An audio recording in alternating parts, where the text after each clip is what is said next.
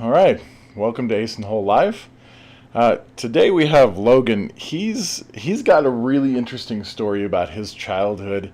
There's a lot going on with this story, and I'm kind of excited for everybody to hear this. Um, just so everybody knows, I'm Nate Drew. I am the founder of Ace in the Hole, where we scale 8 businesses massively using poker to gamify the whole situation of growing these businesses. And we've scaled businesses from 3x to 30x. So, Logan, tell me about your story and about why you do what you do. But let's start off, first off, with what happened beforehand. What was your life like before all of this? Yeah, well, first I want to say thank you, Nate, for being able to bring me on the show. I greatly appreciate it. For those that are for those that are listening in or watching this live, I do have a stutter, so if you hear me kind of mumble here and there, just bear with me. Honestly, I haven't noticed it yet, so. Well, thank you for that. I greatly appreciate it. Yeah, but kind of going back to my story and how I got to where I am today, it's been a really evolving journey. But really, it kind of starts from my mom. She was 19 whenever she had me. And she was very young. My dad was like 30 years old, so a bit of an age gap there. And my dad, at the time, Nate, he would drink a lot, so he unfortunately was going, he was going in and out of jail a lot, through my childhood years, and my mom wasn't around as much. So as a result, I had to grow up pretty quick. By the time that I was in 5th grade, I was having to cook for my sister and my brother and really do laundry, and I had to grow up pretty quick. And because I didn't have a lot of parental support growing up, which no disrespect to my mom or my dad, my mom was still really, really young. Like, she was my age, which I can't.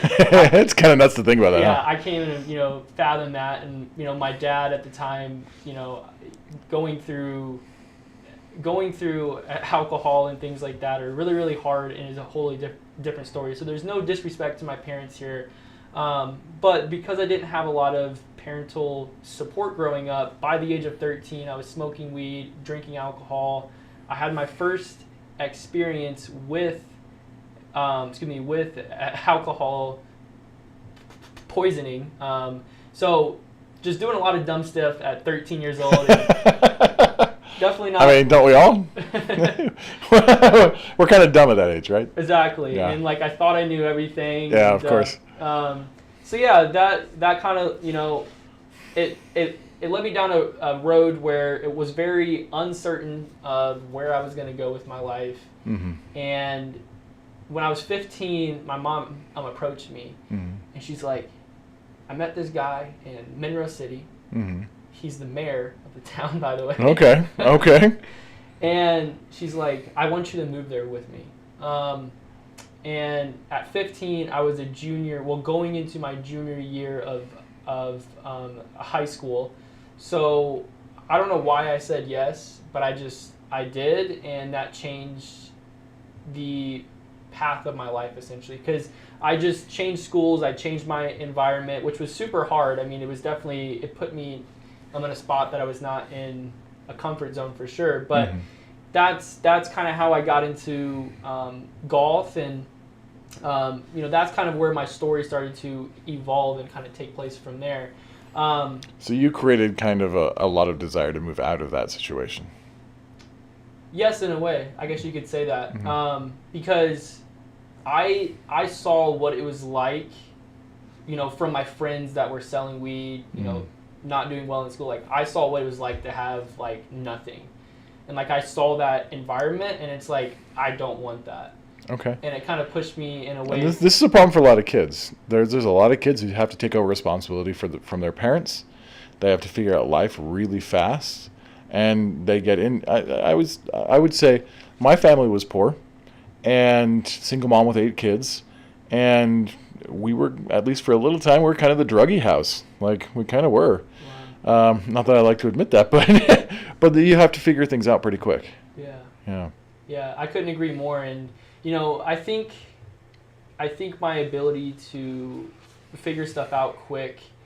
And for those that are listening in, the ones that have to, figure it out quick, I really think it all is the people you surround yourself and the story that you tell yourself was what really shapes your future, right? Because there's definitely, I've seen people, unfortunately, that, went through the same experience and they have a totally different story, right? So I really think you have to, and of course, as you continue to age, you get more wisdom, you get more experience, and you can kind of change your story and stuff like that. But I really think the story you tell yourself is super important. Yeah, absolutely. So tell me, where does health come into this conversation? Yeah, so whenever I was 15, I moved to Monroe City. That's when I got into golf, and I that became like a comfort zone for me. Because, having to move schools at that age was hard. I didn't really have, like, a good friend group. I was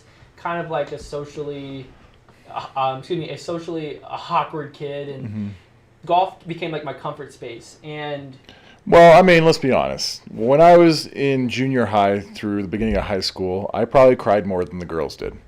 I think a lot of us guys, with the hormones going through us, we were just awkward. We just were. Yeah. Yeah, I mean, I definitely think there's some people. It's just like a very weird time, right? Like it's super weird. Yeah. Yeah, because you're growing, but golf became like a comfort space for me. I pursued a career in golf course management. I got a degree in that, and that led me down a road to where I was able to work at some very high caliber golf.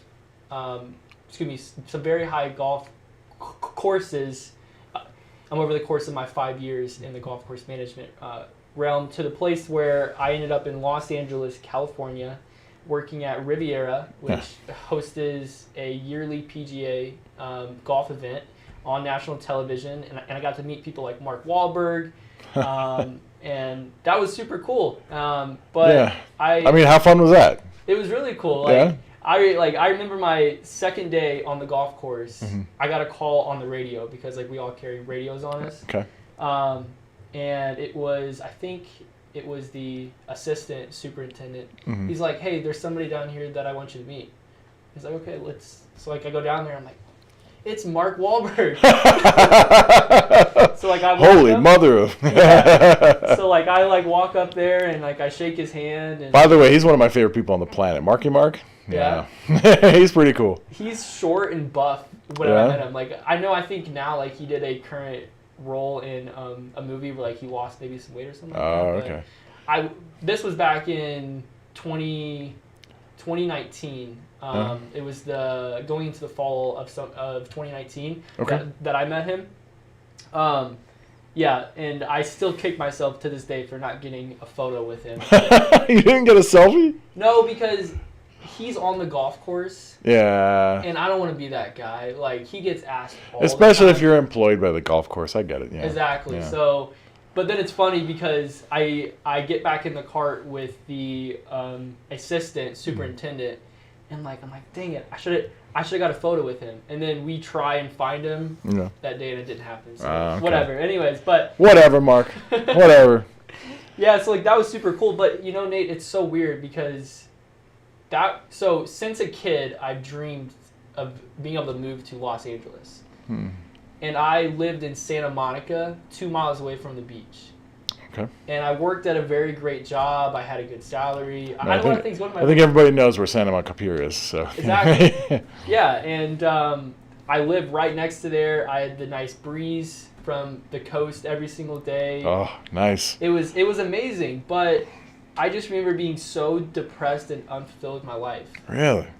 And that's when I started to think I was crazy.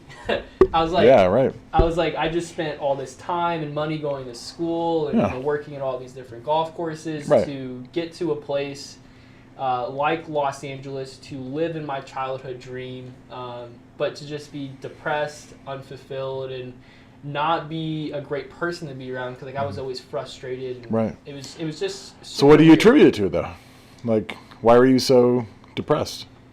That is something that I discovered I think this year, because this year Okay. for me has been a lot on mental growth. Okay, sure. And I've really, like, a daily practice I've put in is more meditation, which I used to think was super dumb, but I started to do it every single day, and it gave me a chance to really reflect on some of these past experiences and like try and figure out what is the meaning to it.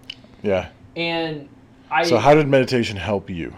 meditation helped me because it helped me get a better understanding of, because for like the longest time, Nate, I used to think that, well, my mom thought I was crazy, of course, because I mean, I had a very, like, I cut my salary in half to move here to become a personal trainer in 2020. Wow. And I wasted thousands of, well, I didn't waste, because, you know, I think those experiences and those opportunities have led me to where I am today, so it's definitely not a waste. Yeah. But meditation has really allowed me to get a better understanding of who I am, what those past experiences mean to me, and really be able to help bring more focus and a clarity to my life. Right. Okay. I love that. Yeah. Yeah, I am a huge proponent of meditation. If anyone knows me, they know I love meditation. I'm all about inspiration. And the only way to get inspiration is to be in non-resistant state, which is what meditation brings you to. And certainly focus too. You know, when you meditate, depends on the type of meditation you do. I actually consider guided meditation to be more visualization than meditation. For me, it's quieting your mind. And when you quiet your mind always wanders. And when your mind wanders, you bring it back. And to me, it's like doing bicep curls, right? You're building that muscle of focus. So, yeah, I love that.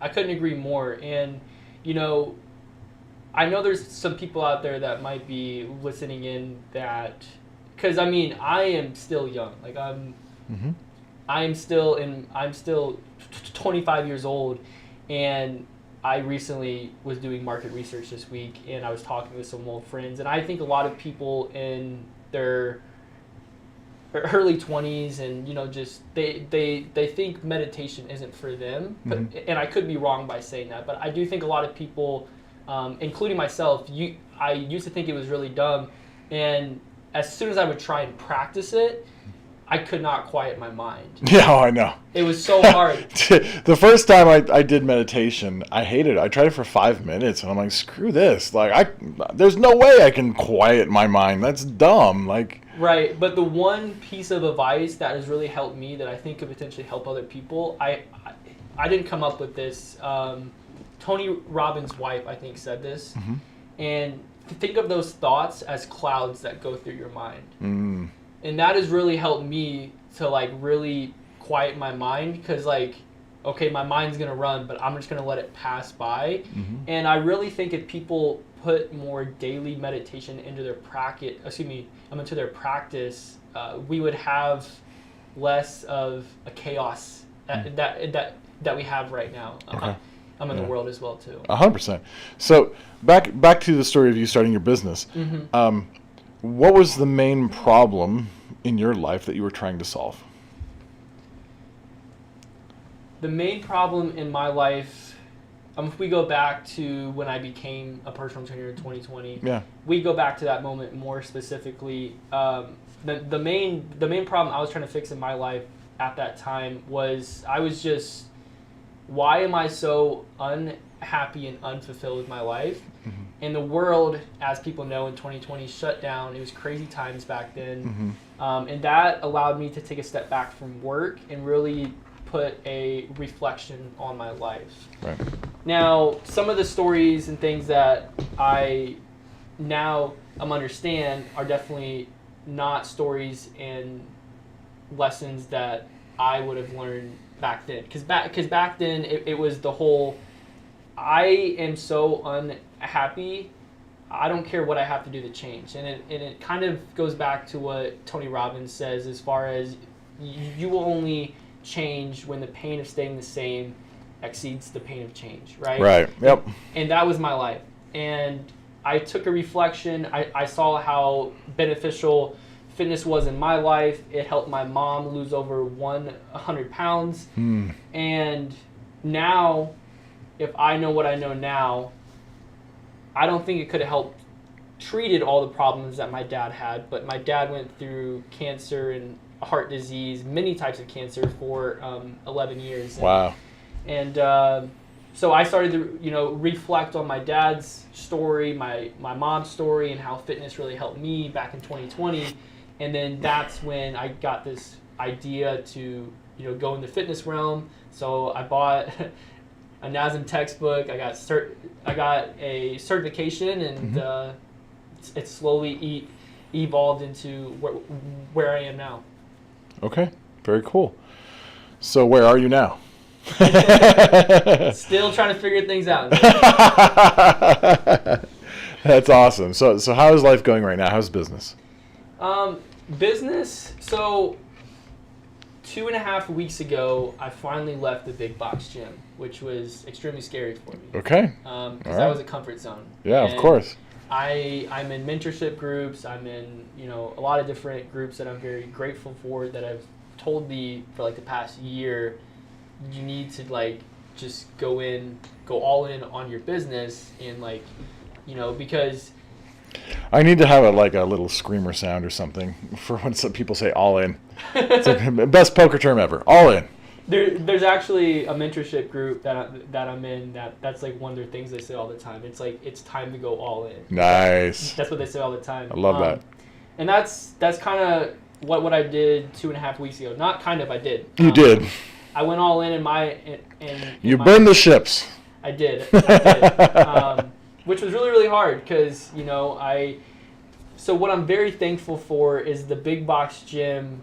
I was able to have clients that have been with me for 2.5 years at that at that location. Yeah, right. So it was like a comfort zone. I didn't have to sell because I was maxed out schedule. Yeah, of course. I just come in, work with clients, and then on the side of it, as soon as I leave, I go home and I work till the sun's down on my own business, trying to figure all that out as well too. So I was like, okay, you know what? It really kind of came down to, Nate, that 2.5 weeks ago, all last month in July, I started to just not identify with the big box gym anymore. And it started to feel like a drag to go there all the time because it wasn't supporting the identity that I want to be. Got it. Okay. So right now, we've got the story of your business, and what I'd like to do is get into your business and get into what I would call a mini uncovery. So I do uncoveries for larger businesses for $20,000. It takes 2 days. This is a very mini version of that. Figure out where you are exactly right now and where you would like to be, and then I can make some suggestions as to how to fill in some of those gaps. So what kind of, right now, what are the numbers in your business? The numbers. So we can delete this later if you want to.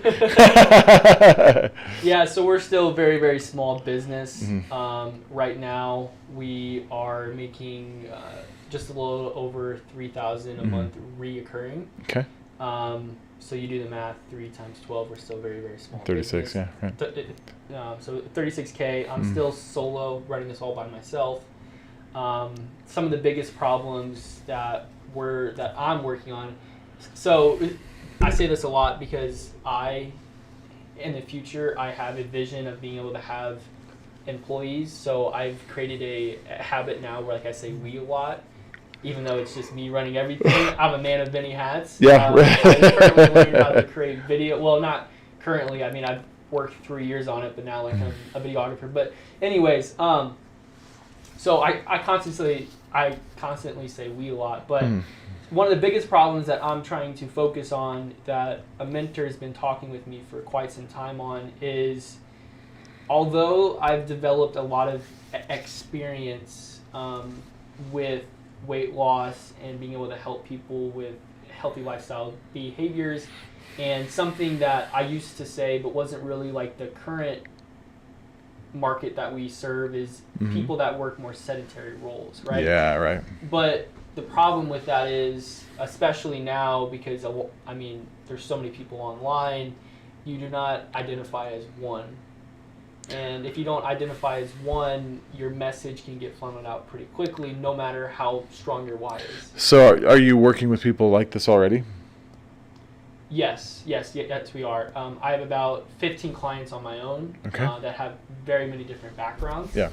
But a majority of them, or if not all of them, come from more of like a sedentary job and struggle with like movement and weight loss and things like that more specifically. Okay, that's awesome.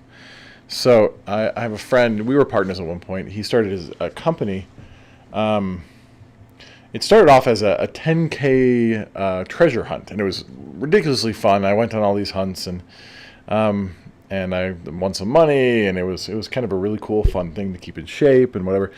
But that morphed, because what he did was he got sponsors for it, and afterwards he's like, sponsors, what more can I do? How can I help you more?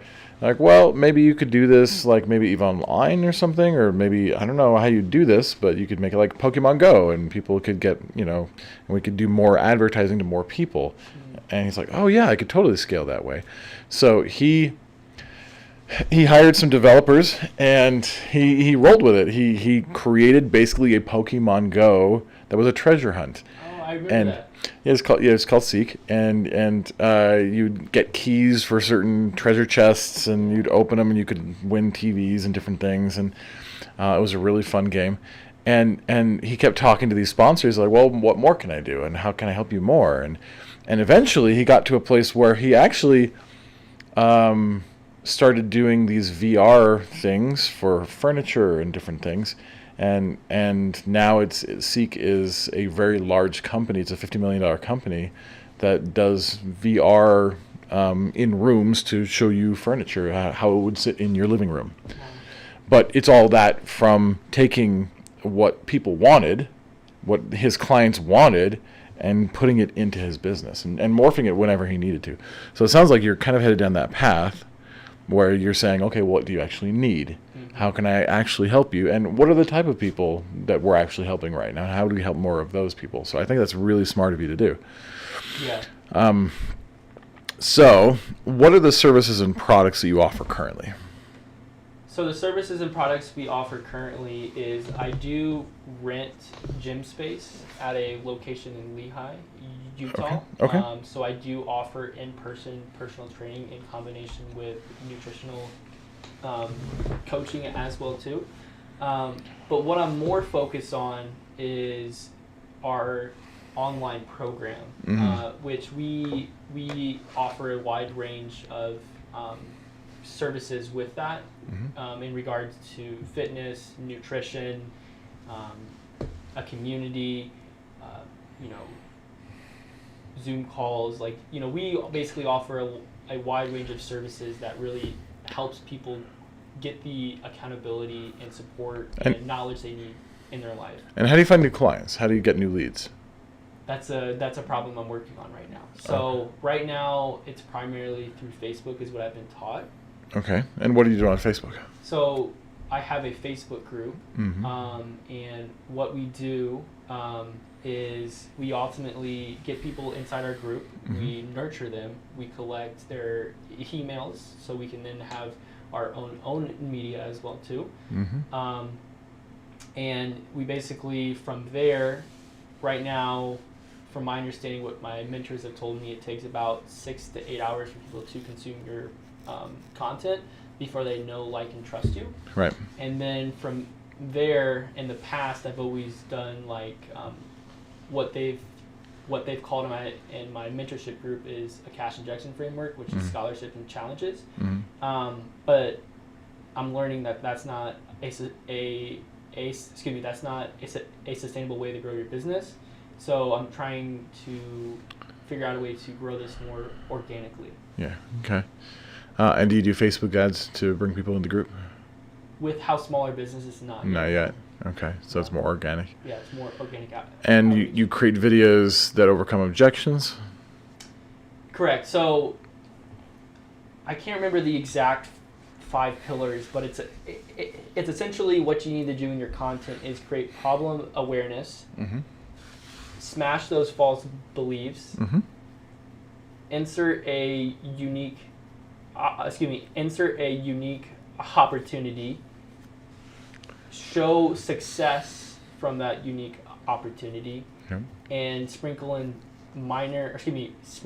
micro commitments along the way is essentially what we try and do in our content, right? So we then look at, so that's the reason why I'm trying to focus so hard on making our product and our service and our program not so much that we have an understanding of what you're going through, but it's more like we truly understand and we see you, and I want our content and our product to be able to speak on that. And the only way we can do that is, like, so the past week I've been doing more market research, really trying to get a good understanding of who exactly we're targeting, so that way we can create a bunch of content pillars and ways to speak to the, be able to speak to the people, but really on the back end make a product and a program that kind of sells itself as well too. Okay, so this particular funnel is about bringing people in, overcoming their objections, bringing them along the line to a point where they want to book a call with you, and you get them on the phone and you give them enough value that they'll sign up for your program. Is it an online program? Correct, yeah. Yeah, okay, very cool. Do you do any in-person or one-on-one coaching? Yes, I do. Okay. It's about like 7 to 10 hours a week I do of in-person training a week. Okay, so and how that's much? not like my sole focus though. Okay. Okay. Let me ask you, what's your highest price service or product? It would be a 12-month online program for $3,000. Okay. And what's your lowest price? Our lowest price, we only work with 6 months on our online product. Yeah. So our lowest price would be $1,500 for 6 months. Okay. So between $1,500 and $3,000 are your products and services. Yeah. Okay.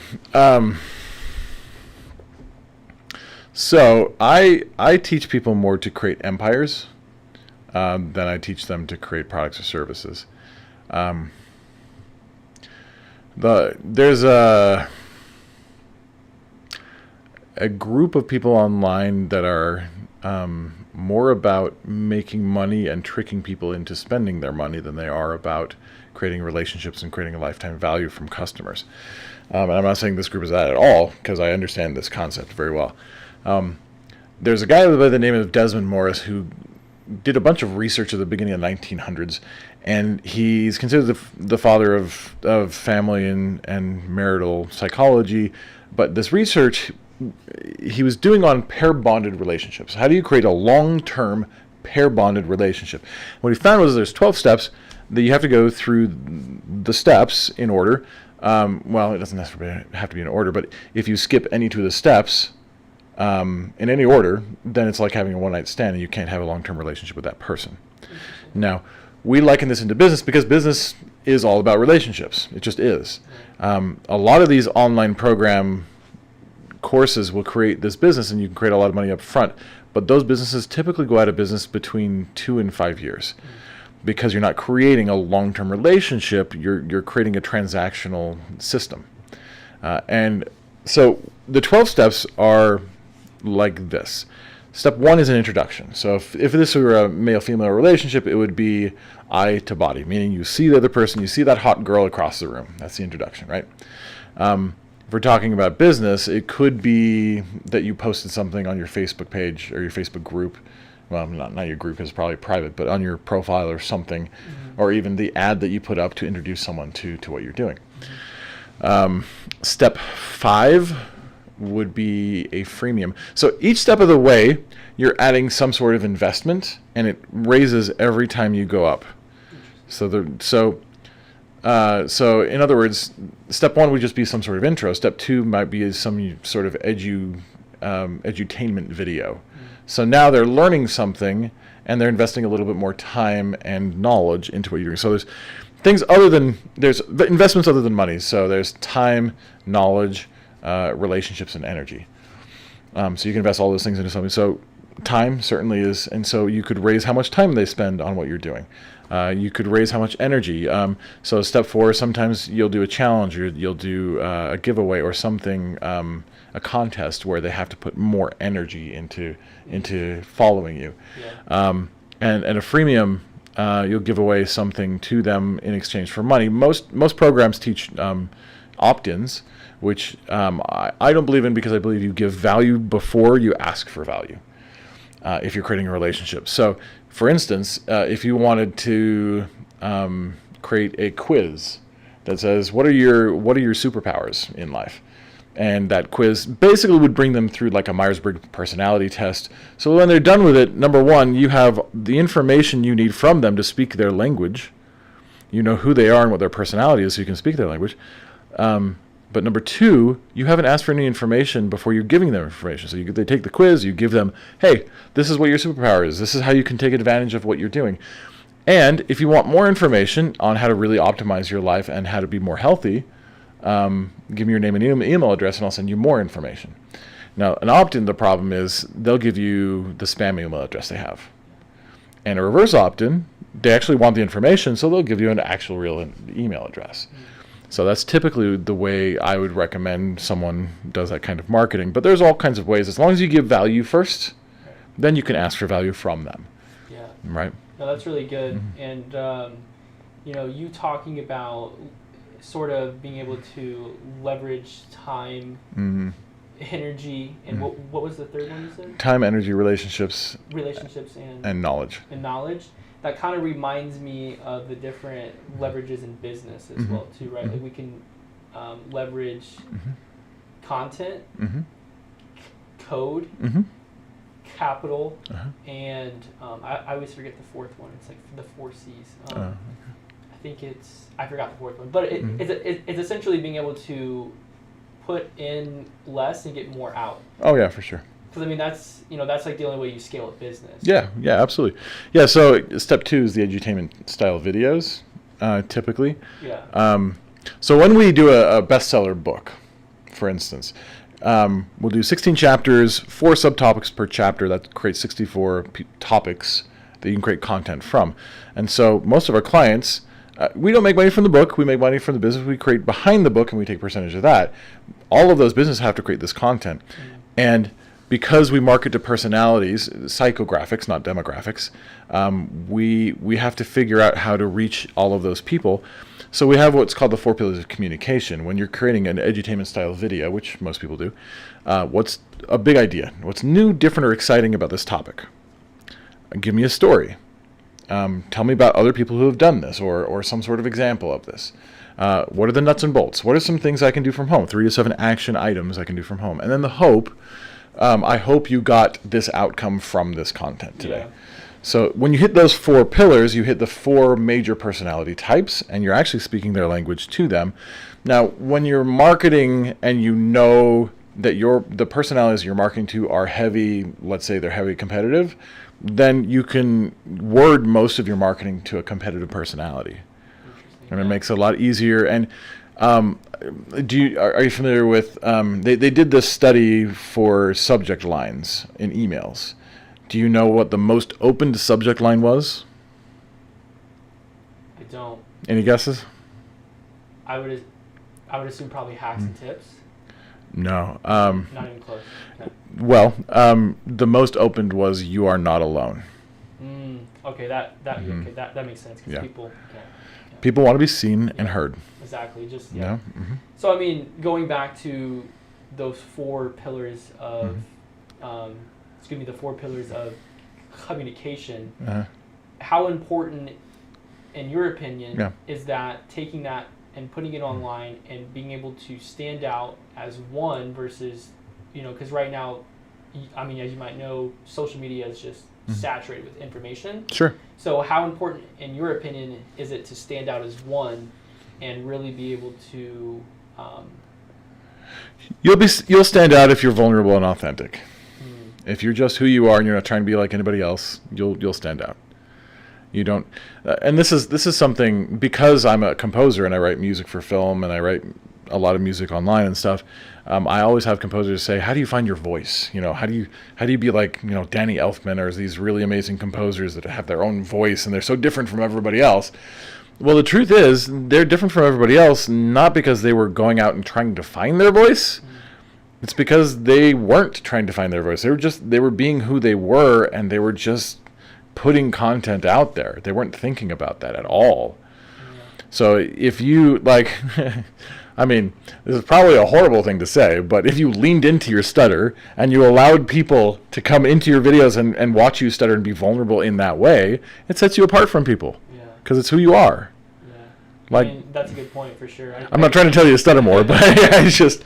You know, it's funny. I've been reading like more books of how to, like, you know, treat your stutter, and that's something they stay in there is stutter more. Yeah. It's which is, you know, I think it's.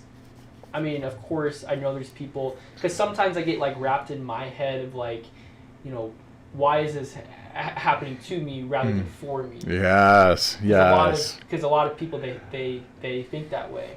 Yeah, I have a really good friend for a few years who stutters a lot worse than you do, but she gets stuck on certain words and certain sounds of words, and it's endearing. Honestly, it's endearing.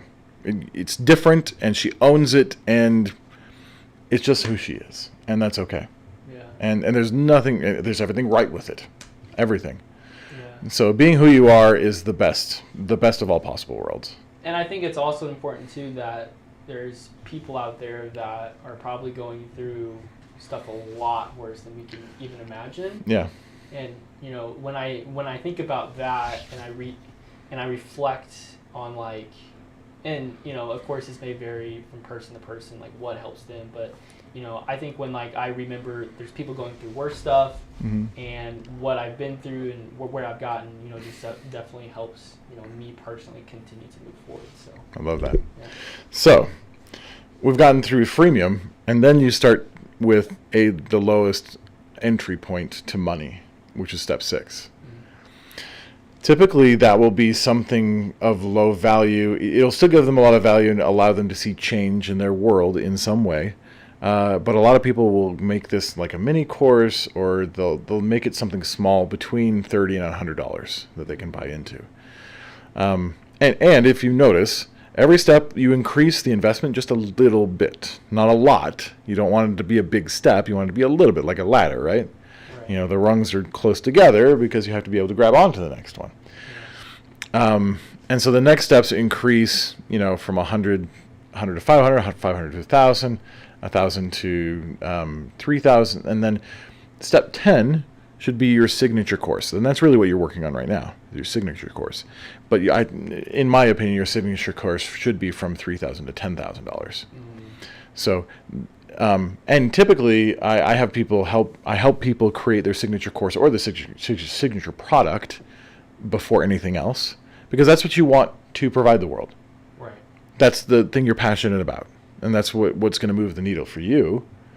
And then, you know, moving down from step 10, which is your bread and butter, your signature course, step 9, 8, and 7 really should be derivatives of that, which is why you create that first. Interesting. So you want to help people on that major scale, like put everything in there that you want people to learn. Everything that you could possibly think of that will change their lives, put it in that signature course. And that's what you'll sell the most of, and that's what you'll make the most money from. But it's not going to be your highest. It's not what people are going to give you the most money for, because steps 11 and 12 are. Steps 11 and 12 are like step 11. It could be retreats. It could be masterminding retreats, and it's up to $50,000. And then step 12 would be up to $100,000, like an inner circle with like Tony Robbins, right? Oh, okay. Yeah. Mm-hmm. I never thought about it that way. So you need to have every one of those holes filled in so that your clients can choose into whatever level they want. Interesting. And it will bring them through every level, you know, rung by rung, little by little, to allow them to have whatever they need. Interesting.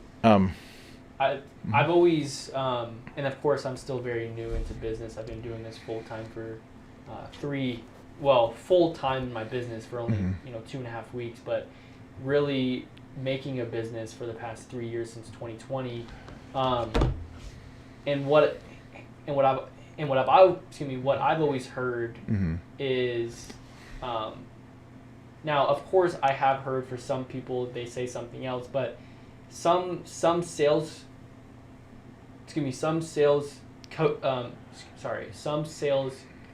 coaches, they often say that you don't want to create so many different products, because then it is a higher likelihood the person's going to say, I have to think about it.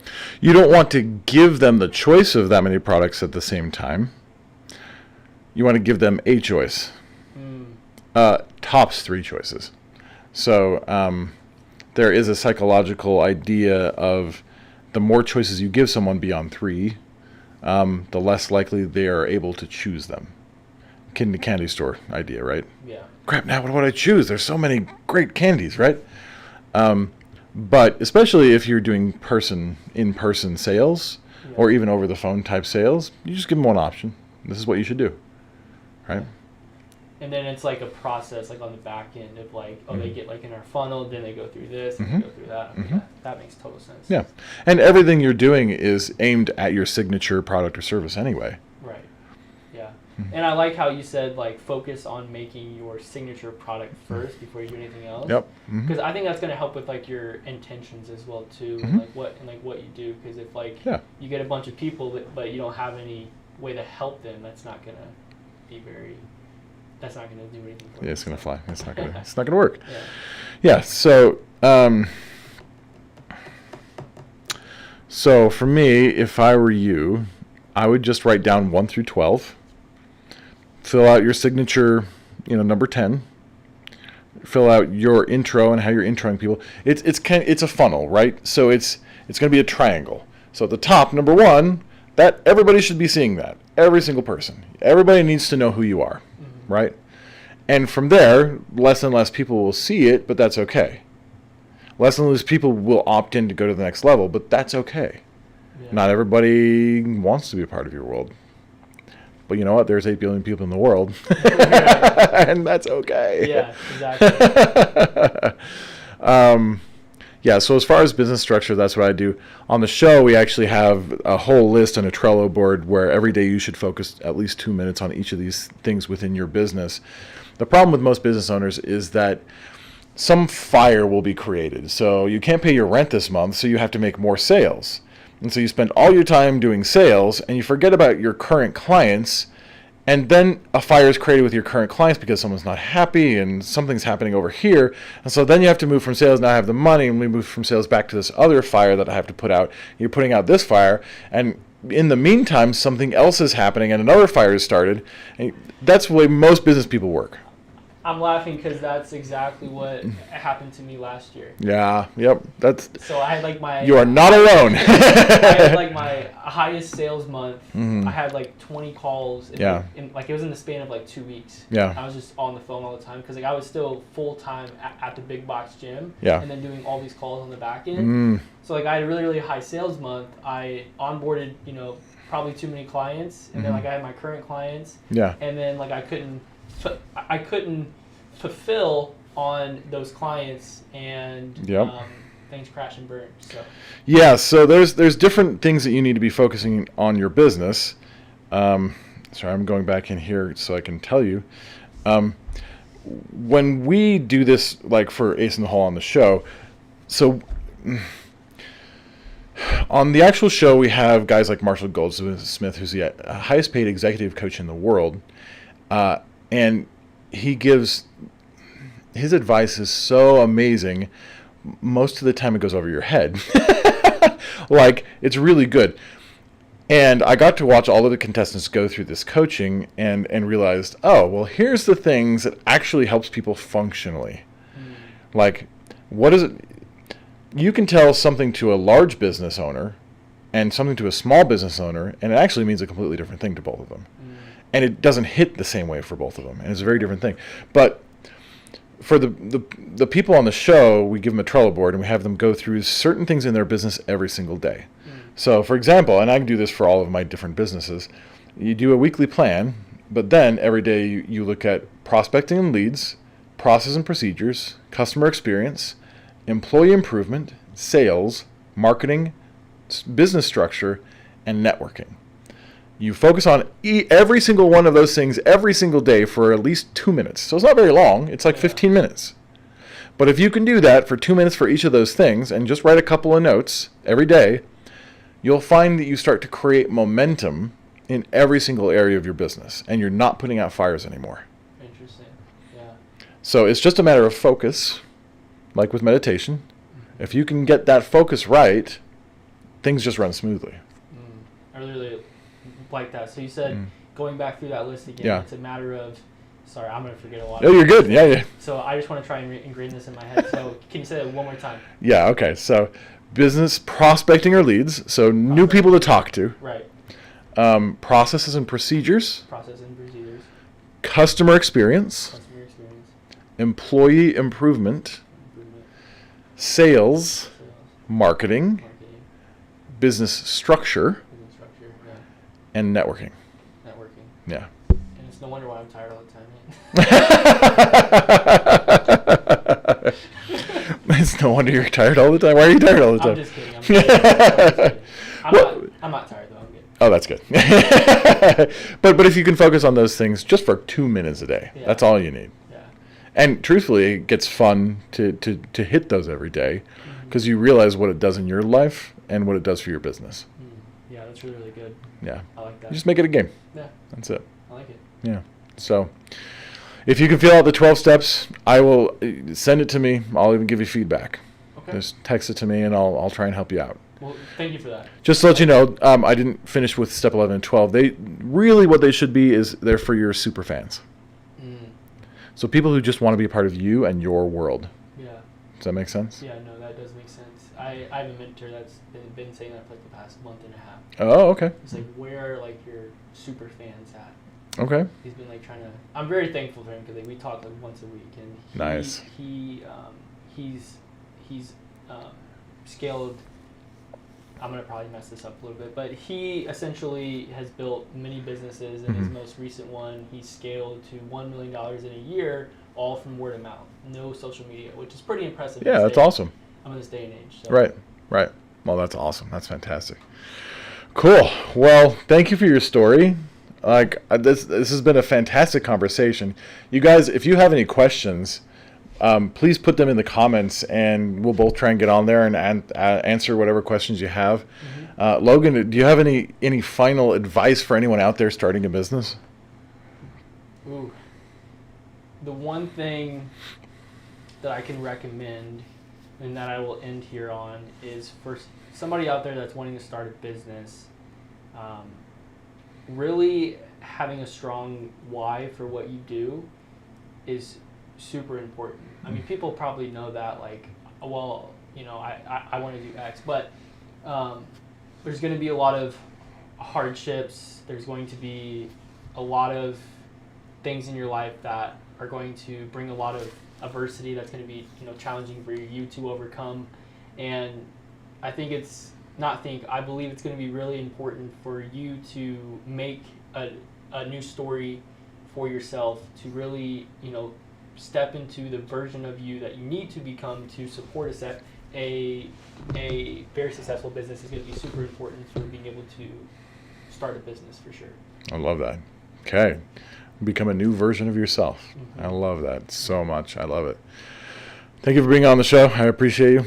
Thank you for your time. Yeah, of course. Guys, like, comment, subscribe right now, and make sure to share this with your other entrepreneur friends, especially those who are in the health and wellness area.